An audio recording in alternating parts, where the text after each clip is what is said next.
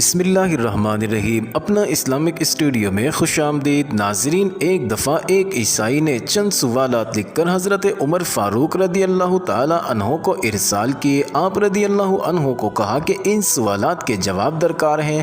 ناظرین، عیسائی کے سوالات یہ تھے: نمبر 1، ایک ماں کے شکم سے 2 بچے پیدا ہوئے اور دونوں ایک ہی وقت اور ایک ہی دن میں پیدا ہوئے، پھر ایک ہی روز دونوں کا انتقال ہوا۔ ایک کی عمر 100 سال بڑی، دوسرے کی عمر 100 سال چھوٹی ہے، تو یہ دونوں کون تھے اور ایسا کیوں کر ہو سکتا ہے؟ نمبر 2، وہ کون سی زمین ہے جہاں ابتدائی پیدائش سے قیامت تک صرف ایک مرتبہ سورج نکلا اور نہ ہی پہلے کبھی نکلا اور نہ آئندہ کبھی نکلے گا؟ نمبر 3، وہ کون سی قبر ہے جس کا مدفون بھی زندہ تھا اور قبر بھی زندہ تھی اور قبر اپنے مدفون کو سیر کراتی رہی اور پھر مدفون قبر سے باہر آیا اور زندہ رہ کر فوت ہوا؟ نمبر 4، وہ کون سا قیدی ہے جس کو قید خانے میں سانس لینے کی اجازت نہیں اور وہ بغیر سانس لیے زندہ ہے؟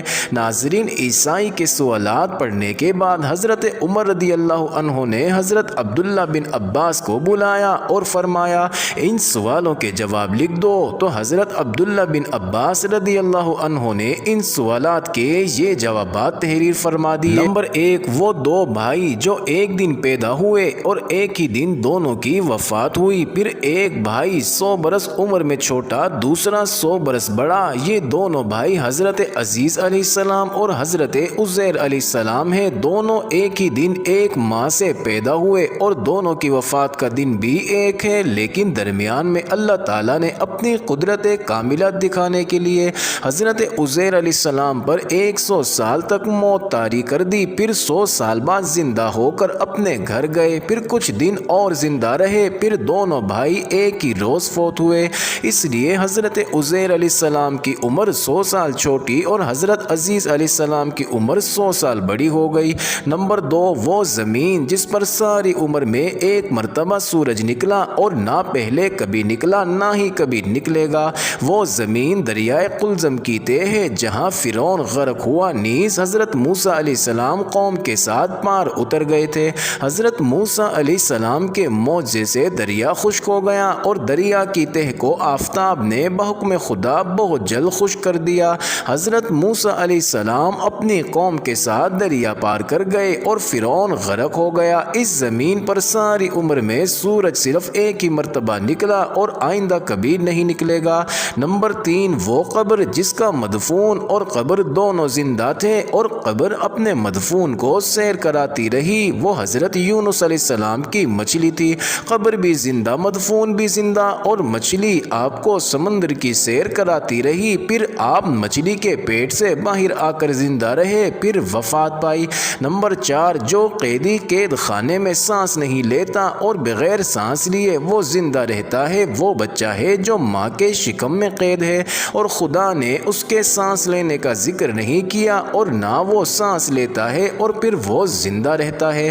ناظرین، حضرت عبداللہ بن عباس رضی اللہ عنہ سے یہ جوابات لکھوا کر حضرت عمر فاروق رضی اللہ عنہ نے عیسائی بادشاہ کے پاس بھیج دیے۔ اپنا اسلامک اسٹوڈیو کے معزز ناظرین، یہ حیرت انگیز جوابات سن کر عیسائی بادشاہ حیران رہ گیا۔ ناظرین، حضرت عمر فاروق رضی اللہ عنہ کی ذات مبارک سے ایک اور دل افروز واقعہ وابستہ ہے۔ ناظرین، واقعہ سننے سے پہلے آپ ہمارے چینل کو ضرور سبسکرائب کر دیں۔ ناظرین، 2 نوجوان سیدنا عمر رضی اللہ عنہ کی محفل میں داخل ہوتے ہی محفل میں بیٹھے ایک شخص کے سامنے جا کر کھڑے ہو جاتے ہیں اور اس کی طرف انگلی کر کے کہتے ہیں، یا عمر، یہ ہے وہ شخص۔ ناظرین، سیدنا عمر فاروق ان سے پوچھتے ہیں، کیا کیا ہے اس شخص نے؟ یا امیر المومنین، اس شخص نے ہمارے باپ کو قتل کیا ہے۔ کیا کہہ رہے ہو؟ اس نے تمہارے باپ کو قتل کیا ہے؟ سیدنا عمر ان سے پوچھتے ہیں۔ ناظرین، سیدنا عمر فاروق رضی اللہ عنہ پھر اس شخص سے مخاطب ہو کر پوچھتے ہیں، کیا تو نے ان کے باپ کو قتل کیا ہے؟ وہ شخص کہتا ہے، ہاں امیر المومنین، مجھ سے قتل ہو گیا ہے ان کے باپ کا، لیکن غلطی سے۔ کس طرح قتل کیا ہے؟ سیدنا عمر پوچھتے ہیں، یا امیر المومنین، ان کا باپ اپنے اونٹ سمیت میرے کھیت میں داخل ہو گیا تھا، میں نے منع کیا، باز نہیں آیا تو میں نے ایک پتھر دے مارا جو سیدھا اس کے के सर में लगा और वो मौके पर मर गया। मेरा मकसद इनके बाप को जान से मारना नहीं था।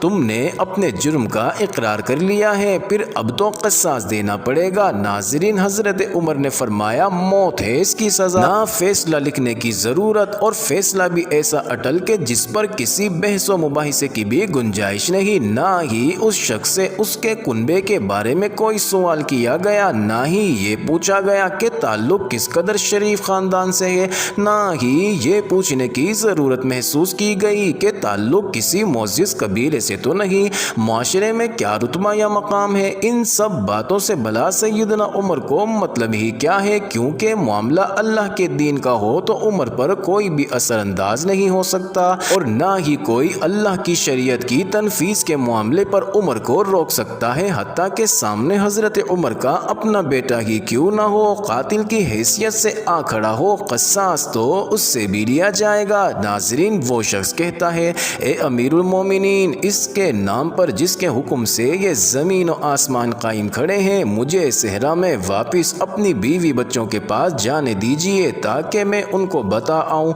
कि मैं कत्ल कर दिया जाऊँगा। उनका अल्लाह और मेरे सिवा कोई आसरा नहीं है, मैं इसके बाद वापस आ जाऊँगा। नाज़रीन, सैयदना उमर रदी अल्लाह अन्हु कहते हैं, कौन तेरी ज़मानत देगा कि तू सहरा में जाकर वापस भी आ जाएगा?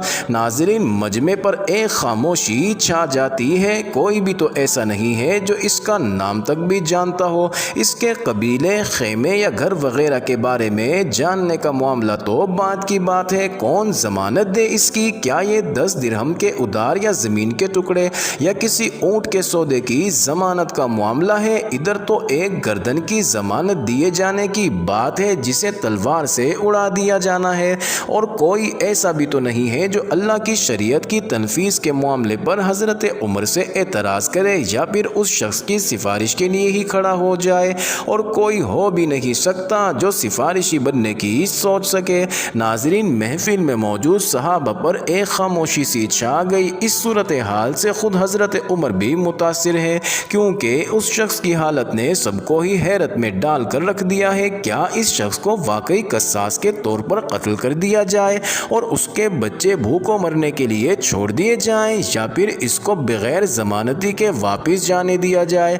वापस ना आया तो मकतूल का खून रायगा जाए। नाज़रीन, खुद सैयदना उमर सर झुकाए अफसुर्दा बैठे हैं। इस सूरत हाल पर सर उठाकर इल्तिजा भरी नज़रों से नौजवानों की तरफ देखते हैं। माफ़ कर दो इस शख्स को। नहीं अमीरुल मोमिनीन, जो हमारे बाप को कत्ल करे उसको छोड़ दें, ये तो हो ही नहीं सकता। नौजवान अपना आखिरी फैसला बगैर किसी झिझक के सुना देते हैं। नाज़रीन, हज़रत उमर एक बार फिर मजमे की तरफ देखकर बुलंद आवाज़ से पूछते हैं, लोगों, है कोई तुम में से जो इस शख्स की ज़मानत दे? नाज़रीन, हज़रत अबू ज़र ग़िफ़ारी रदी अल्लाह अन्हु अपने ज़ुहद और सिद्क़ से भरपूर बुढ़ापे के साथ खड़े होकर कहते हैं, मैं ज़मानत देता हूँ इस शख्स की। नाज़रीन, सैयदना उमर फ़ारूक कहते हैं, अबू ज़र, इसने कत्ल किया है, चाहे कत्ल ही क्यों ना किया हो। नाज़रीन, अबू ज़र अपना अटल फैसला सुनाते हैं।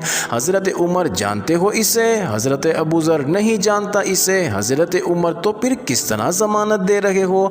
अबू ज़र, मैंने इसके चेहरे पर मोमिनों की सिफ़ात देखी हैं और मुझे ऐसा लगता है कि ये शख्स झूठ नहीं बोल रहा। इंशाअल्लाह ये लौट कर वापस आ जाए। हज़रत उमर, अबू ज़र देख लो, अगर ये 3 दिन में लौट कर ना आया तो मुझे तुम्हारी जुदाई का सदमा देखना पड़ेगा। अमीरुल मोमिनीन, फिर अल्लाह मालिक है। अबू ज़र अपने फैसले पर डटे हुए जवाब देते हैं। नाज़रीन, सैयदना उमर फ़ारूक रदी अल्लाह अन्हु से 3 दिन की मोहलत पाकर वो शख्स रुखसत हो जाता है कुछ ज़रूरी तैयारियों के लिए। बीवी बच्चों को अलविदा कहने, अपने बाद उनके लिए कोई राह देखने और उसके क़िसास की अदायगी के लिए कत्ल किए जाने की गर्ज से लौटकर वापस आने के लिए। और फिर 3 रातों के बाद हज़रत उमर भला कैसे इस अमर को बुला पाते? उन्होंने तो एक एक लम्हा गिन कर काटा। नाज़रीन, असर के वक्त शहर में अस्सलातुल जामिया की मुनादी फिर जाती है। नौजवान अपने बाप का क़िसास लेने के लिए बेचैन और लोगों का मजमा अल्लाह की शरीयत की तनफीस देखने के लिए जमा हो चुका था। हज़रत अबू ज़र भी तशरीफ़ लाते हैं और हज़रत उमर फ़ारूक के सामने बैठ जाते हैं। किधर है वो आदमी? सैयदना उमर सवाल करते हैं। मुझे कोई पता नहीं या अमीरुल मोमिनीन। अबू ज़र مختصر جواب دیتے ہیں۔ ابو ذر آسمان کی طرف دیکھتے ہیں جدھر سورج ڈوبنے کی جلدی میں آج معمول سے زیادہ تیزی کے ساتھ جاتا دکھائی دے رہا ہے۔ ناظرین، محفل میں ہو کا عالم ہے، اللہ کے سوا کوئی نہیں جانتا کہ آج کیا ہونے جا رہا ہے۔ ناظرین، یہ سچ ہے کہ ابو ذر سیدنا عمر کے دل میں بستے ہیں۔ حضرت عمر سے ان کے جسم کا ٹکڑا مانگیں تو حضرت عمر دیر نہ کرے، کاٹ کر ابو ذر کے حوالے کر دیں۔ لیکن ادھر معاملہ شریعت کا ہے، اللہ کے احکامات کی بجا آوری کا ہے۔ کوئی کھیل تماشا نہیں ہونے جا رہا، نہ ہی کسی کی حیثیت یا صلاحیت کی پیمائش ہو رہی ہے۔ حالات و واقعات کے مطابق نہیں اور نہ ہی زمان و مکان کو بیچ میں لایا جانا ہے۔ قاتل نہیں آتا تو ضامن کی گردن جاتی نظر آ رہی ہے۔ ناظرین، مغرب سے چند لمحات پہلے وہ شخص آ جاتا ہے، بے ساختہ حضرت عمر کے منہ سے اللہ اکبر کی صدا نکلتی ہے، ساتھ ہی مجمع بھی اللہ اکبر کا ایک بھرپور نعرہ لگاتا ہے۔ ناظرین، حضرت عمر اس شخص سے مخاطب ہو کر کہتے ہیں، اے شخص، اگر تو لوٹ کر نہ بھی آتا تو ہم نے تیرا کیا کر لینا تھا؟ نہ ہی تو کوئی تیرا گھر جانتا تھا اور نہ ہی کوئی تیرا پتہ جانتا تھا۔ امیر المومنین، اللہ کی قسم، بات آپ کی نہیں، بات اس ذات کی ہے جو سب ظاہر و پوشیدہ کے بارے میں جانتا ہے۔ دیکھ لیجئے، میں آ گیا ہوں اپنے بچوں کو پرندوں کے چوزوں کی طرح صحرا میں تنہا چھوڑ کر، جدھر نہ درخت کا سایہ ہے اور نہ ہی پانی کا نام و نشان۔ میں قتل کر دیے جانے کے لیے حاضر ہوں۔ مجھے بس یہ ڈر تھا کہیں کوئی یہ نہ کہہ دے کہ اب لوگوں میں سے وعدوں کا ایفاقی اٹھ گیا ہے۔ ناظرین، سیدنا عمر نے حضرت ابو ذر کی طرف رخ کر کے پوچھا، ابو ذر، تو نے کس بنا پر اس کی ضمانت دی تھی؟ ابو ذر نے کہا، اے امیر المومنین، مجھے اس بات کا ڈر تھا کہیں کوئی یہ نہ کہہ دے کہ اب لوگوں سے خیر ہی اٹھا لی گئی ہے۔ ناظرین، سیدنا عمر نے ایک لمحے کے لیے توقف کیا اور پھر ان دونوں نوجوانوں سے پوچھا کہ کیا کہتے ہو؟ ناظرین، نوجوانوں نے روتے ہوئے جواب دیا، اے امیر المومنین، ہم اس شخص کی صداقت کی وجہ سے اسے معاف کرتے ہیں۔ ہمیں اس بات کا ڈر ہے کہ کہیں کوئی یہ نہ کہہ دے کہ اب لوگوں میں سے عفو اور درگزر ہی اٹھا لیا گیا ہے۔ ناظرین، سیدنا عمر اللہ اکبر پکار اٹھے اور آنسو ان کی داڑھی کو تر کرتے نیچے گر رہے تھے۔ اے نوجوانوں، تمہاری عفو درگزر پر اللہ تمہیں جزائے خیر دے۔ اے ابو ذر، اللہ تجھے اس شخص کی مصیبت میں مدد پر جزائے خیر دے، اور اے شخص، اللہ تجھے اس وفائے عہد و صداقت پر جزائے خیر دے، اور اے امیر المومنین، اللہ تجھے تیرے عدل و رحم دلی پر جزائے خیر دے۔ ناظرین، محدثین میں سے ایک یوں کہتے ہیں، قسم ہے اس ذات کی جس کے قبضے میں میری جان ہے، اسلام اور ایمان کی سعادتیں تو حضرت عمر کے کفن کے ساتھ ہی دفن ہو گئی تھی، اور اے اللہ، جزائے خیر دینا ان کو بھی جن کو یہ پیغام اچھا لگے اور اسے آگے اپنے دوستوں کو بھیجیں۔ ناظرین، کمنٹس اور لائک کرنا مت بھولیے گا۔